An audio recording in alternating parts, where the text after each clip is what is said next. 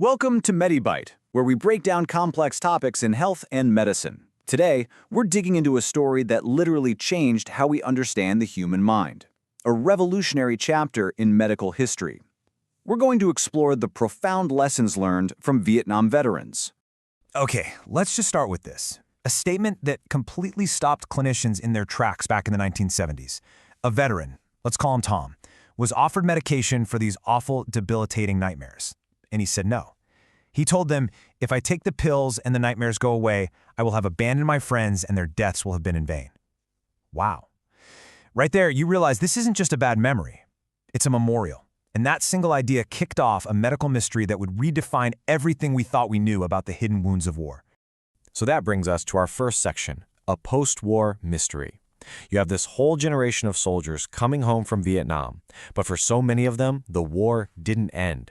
It followed them home, creating a puzzle that you just couldn't find in any medical textbook at the time. And if we look a little closer at Tom's case, you see just how deep this wound went. He was haunted by nightmares of an ambush, plagued by these terrifying flashbacks of dead children. He started drinking, not to get drunk, but just to avoid falling asleep. And his refusal to take medication, it wasn't just him being stubborn. You see, for him, it was this profound act of loyalty. He felt like his suffering was the only way he could honor his fallen friends, which made the rest of his life feel completely irrelevant.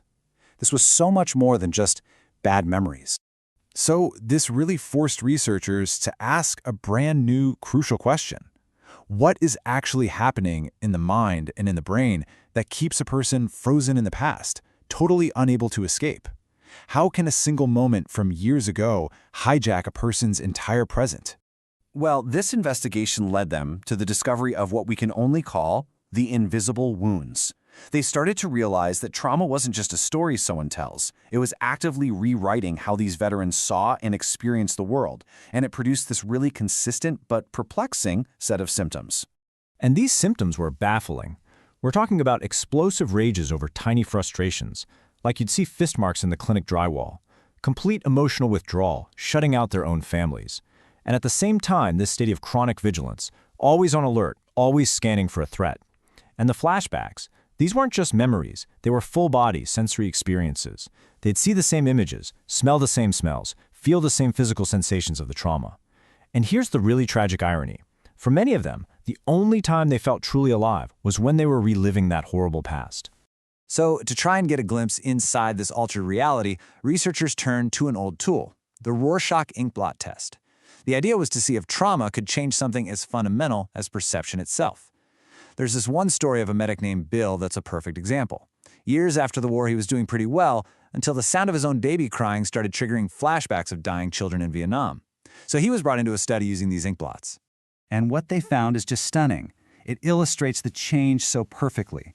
You know, most people look at an inkblot like this and they see whimsical things, right? Fluttering butterflies, dancing monks, men on motorcycles. But look at what the traumatized veterans saw. Bill saw the charred flesh of a child I saw being blown up. Others saw the bowels of my friend after a mortar shell, or the neck of my friend after his head was blown off. You see, they weren't interpreting the inkblot. Their brains were projecting their trauma onto it. They were reliving it. The conclusion from this was just profound. Trauma doesn't just mess with your memories. It reorganizes your brain's entire filtering system. It basically hijacks your imagination, superimposing the past onto every single thing you see in the present. It robs the mind of its flexibility. You're no longer seeing what's actually there, you're seeing what was there. This massive discovery led to the next huge challenge, searching for a name. The medical establishment was completely caught off guard. They had no diagnosis for what they were seeing, which meant, of course, they had no effective way to treat it. The labels they had they didn't fit. They failed to capture the depth of what these veterans were going through. And boy, did they struggle to find the right box to put it in. They mistook flashbacks for schizophrenic hallucinations. But the cause wasn't some internal psychosis, it was a real external event. They diagnosed alcoholism, but that was just a coping mechanism, right? It was a symptom, not the root cause.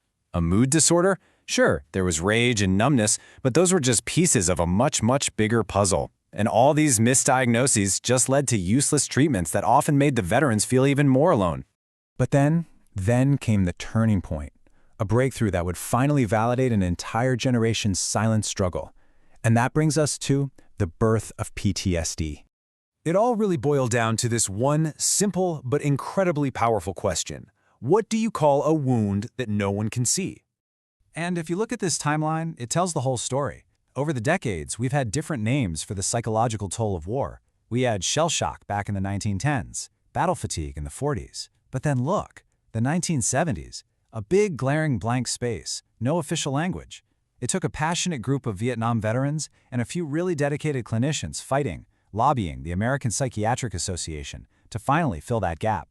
And in 1980, they did it. The diagnosis was post-traumatic stress disorder, or PTSD. And this was huge. It officially defined the condition as being caused by a horrendous event, and it identified 3 core groups of symptoms. First, intrusive re-experiencing, things like flashbacks and nightmares. Second, persistent avoidance of anything that reminds you of the trauma. And third, increased arousal, the hypervigilance, the insomnia. For the first time, there was a name, a framework that validated their suffering and opened the door for real, systematic research and treatment. So, after all of that, what's the ultimate lesson? What's the fundamental truth we learned from this whole experience? Well, that brings us to our final and most important section. The body keeps score. This right here, this is the crucial point. It's the single most important insight we gained from studying these veterans for decades. Trauma is not just a story we tell about something bad that happened in the past. It is the physical, biological imprint left by that experience on the mind, the brain, and the body. And this isn't some abstract idea. We're talking about real physiological changes. Let's break it down. Step 1, the trauma recalibrates the brain's alarm system, cranking it up to be permanently hypervigilant. Step 2, it pumps up stress hormone activity, which leads to all that irritability and the sleep problems. Step 3, it actually alters how the brain filters information, making it almost impossible to tell what's relevant now from what was relevant then. And finally, Step 4, it compromises the very part of the brain that communicates the physical feeling of being alive. So the bottom line is, these are not moral failings. This isn't a lack of willpower. These are actual changes in the brain's hardware. The decades of work with these veterans, with men like Tom and Bill, laid the entire foundation for a new way of understanding trauma. And it's all encapsulated in that now famous phrase from Dr. Bessel van der Kolk's work, "The body keeps the score." And this leaves us with a provocative and, a really hopeful question. If trauma leaves a physical, tangible imprint on the body, could the body also be the key to healing it? That is definitely a question for another day. Thank you so much for joining us here on MediByte for this deep dive. If you found this useful, please do us a favor and like, share, and subscribe for more explainers on health and the human mind. We'll see you next time.